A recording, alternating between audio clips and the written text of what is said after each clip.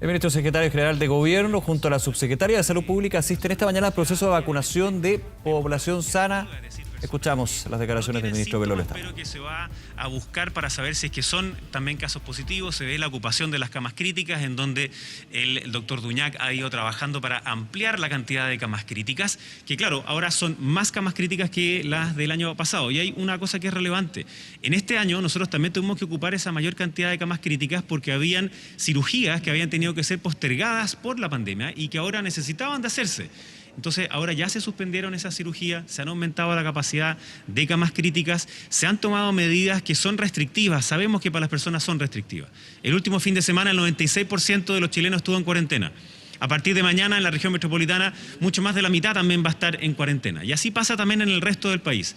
Y eso tiene efecto con un rezago, se demora un poquito, pero tiene efecto después.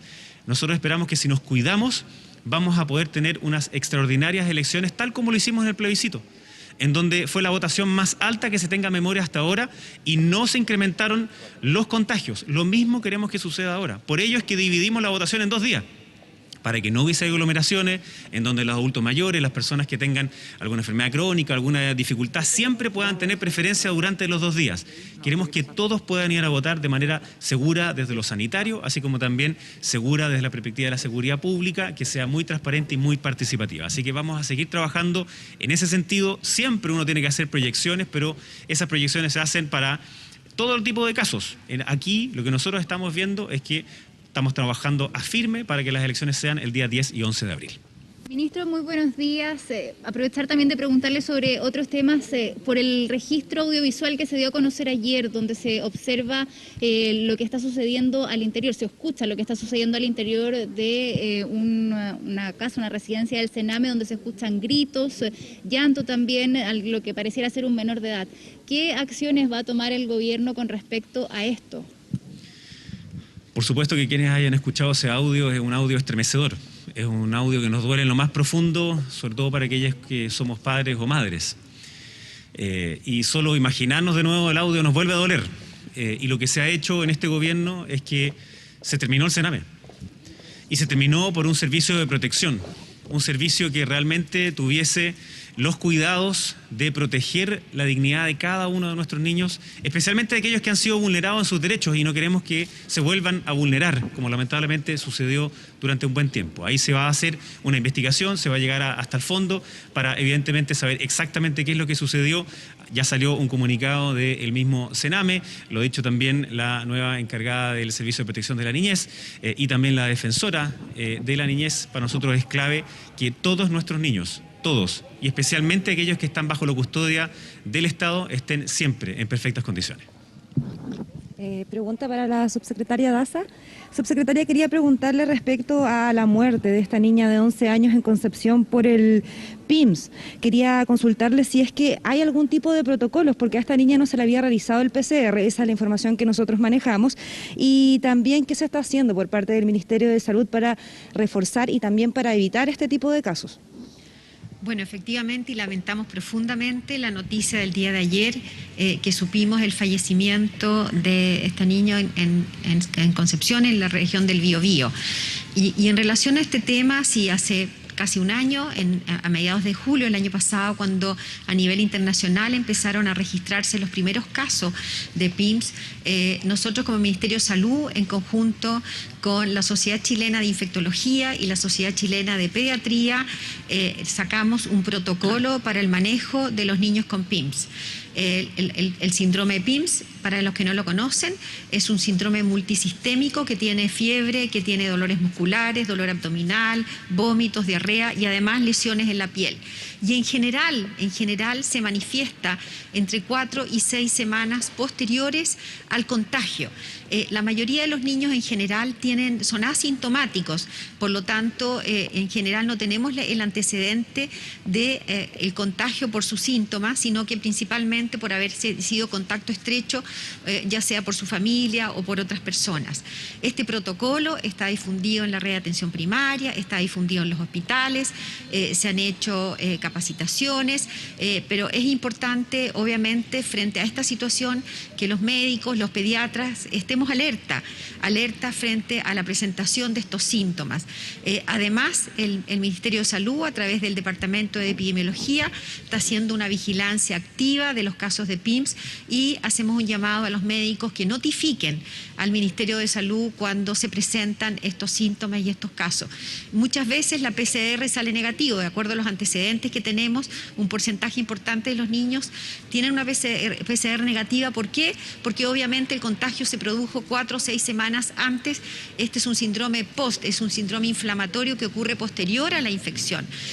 Por lo tanto, vamos a seguir monitoreando y incentivando a través de los directores de servicio, por supuesto, a la atención primaria, para que los médicos estén alertas a este diagnóstico. Subsecretaria, respecto a eso mismo, ¿se maneja alguna cifra de cuántos niños han sido contagiados o han sufrido este síndrome y también cuántos han fallecido? Y también le quiero agregar a esa pregunta la situación de las mujeres embarazadas. En La Serena denuncian que ha habido un aumento considerable en ocupación de camas UCI, de conexión a ventilación mecánica de mujeres embarazadas. ¿Por qué sucede eso y se ha observado eso precisamente en otras regiones del país? Con respecto a la información de los casos PIMS, lo que nosotros tenemos como notificado el Ministerio de Salud son 176 casos registrados, de los cuales tenemos 3 fallecidos. Eso ha ocurrido durante todo este periodo desde el inicio de la pandemia. Obviamente vamos a seguir monitoreando y es importante la notificación y la educación. Con respecto a las mujeres embarazadas, desde el punto de vista de las camas UCI, yo no tengo la información de cuántas mujeres han estado hospitalizadas en unidad de cuidados intensivos. Hay que recordar que las mujeres embarazadas obviamente deben cuidarse porque ellas todavía no tienen un acceso a la vacunación. Por lo tanto, es importante las medidas preventivas en estos aspectos. Subsecretaria, buenos días. Preguntarle también cuál es actualmente la disponibilidad de camas, también la disponibilidad de ventilación mecánica y también qué opina respecto a algunos expertos señalan que al momento de las elecciones va a ser quizás el pic de las enfermedades y quizás eso puede ser un riesgo particularmente para este proceso. Bueno, el ministro ya lo dijo, nosotros hoy día tenemos una ocupación alrededor del 96% de ocupación de las camas críticas, que son las camas que obviamente son las que se usan más en situaciones de emergencia. Y en relación a esto tenemos 70% de ocupación por pacientes COVID y un poco menos del 30%, alrededor de 30% de pacientes no COVID.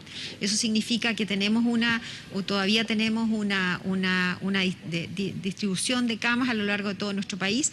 El subsecretario de Redes Asistenciales es quien está todos los días gestionando el uso de camas críticas, trasladando pacientes, trasladando personal, y está haciendo gestiones obviamente para seguir aumentando el número de camas críticas, pero además estamos tomando las medidas preventivas tan rígidas y rigurosas para disminuir los contagios, porque sabemos que eso tiene un impacto en las camas críticas. Subsecretaria, buenos días. Hemos visto que la campaña de vacunación contra el COVID ha avanzado muy rápido, pero ¿qué pasa con la campaña de la vacunación de la influenza? ¿Hasta cuándo tenemos un margen de tiempo para poder comenzar a vacunar a los grupos de riesgo? Que el año pasado también se hizo una campaña más temprana de vacunación de la influenza, porque tengo entendido que esta campaña tiene que ser más o menos masiva hasta fines de mayo para poder tener un efecto sobre la influenza en el invierno. Sí, con respecto a la campaña de vacunación de la influenza, nosotros esperamos partir durante la primera quincena de abril. Todavía no tenemos una fecha específica. Obviamente va a ser una campaña de vacunación que va a ir priorizando grupos, debido a que vamos a estar en paralelo con la campaña de vacunación del COVID, más primeras, segundas dosis, más campaña de vacunación de la influenza. Por lo tanto, vamos a tener también un calendario de acuerdo a aquellas personas de mayor riesgo para ir vacunándola en forma progresiva, y vamos a anunciar las fechas ya la próxima semana. ¿Van a ser en locales diferentes para que no se den situaciones como las que hemos visto, por ejemplo, de que hay personas que se confunden de vacuna para inocular a la gente o para no generar también aglomeraciones? Lo que vamos a hacer es que tenemos que separar, obviamente, donde se están vacunando las personas con COVID de las personas que se están vacunando de influenza.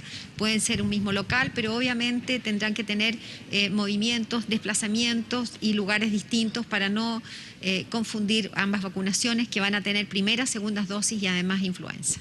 Subsecretaria, buenos días. Quisiera preguntarle por este decreto donde se señalaba que las personas contagiadas con coronavirus o casos estrechos tenían la posibilidad de no pedir licencia médica si la salud así lo permitía. Con respecto a esto, diversos diputados han dicho que van a llevar esto a Contraloría. ¿Qué respuesta hay para eso? Bueno, primero que nada quiero aclarar. Durante toda la pandemia, siempre, todas las medidas que hemos tomado como autoridad sanitaria ha sido poniendo en el centro a las personas y sobre todo a los trabajadores. Y en ese sentido quiero recordarles que desde el inicio de la pandemia, nosotros, todos los trabajadores han prevalecido su derecho, y todas las personas que son casos confirmados, contactos estrechos, casos sospechosos, casos probables, tienen el derecho a tener una licencia médica en función de su enfermedad y de su aislamiento. En relación a este ordinario que sacamos, el espíritu de este ordinario y de acuerdo a la situación de la evolución de la pandemia, era que aquellas personas sanas, es decir, los contactos estrechos y las personas que no tienen síntomas y que están teletrabajando, tuvieran la posibilidad, primero que nada tienen el derecho y es prioritario de tener esa licencia médica, tuvieran la posibilidad de, si así lo quisieran ellos, poder seguir trabajando a distancia y no solicitar esa licencia médica. Vemos que no estamos en el momento adecuado para hacer eso, por lo tanto hemos decidido que sí, las personas que son contactos estrechos, que tienen derecho a su licencia médica y van a mantener ese derecho a licencia médica, si así lo optan las personas, poder optar por un trabajo a distancia y no solicitar la licencia médica. Yo quiero de verdad lamentar si se malentendió este ordinario, pero siempre, todas las medidas que hemos tomado ha prevalecido darle más posibilidades a los trabajadores, que tengan más opciones.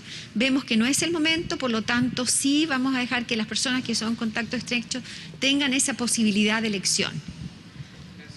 Bien, escuchábamos Muchas entonces a la gracias. subsecretaria de Salud Pública, Paula Daza, acompañada también del ministro vocero de Gobierno, Jaime Belolio, y del alcalde de la comuna de Ñuñoa, respondiendo a las preguntas evidentemente que hace la prensa, pero también haciendo anuncio de este primer día en que se vacunará a la población sana, sin comorbilidades. Hoy día corresponde el turno de las personas de 59 años. Esa edad va descendiendo con el pasar de los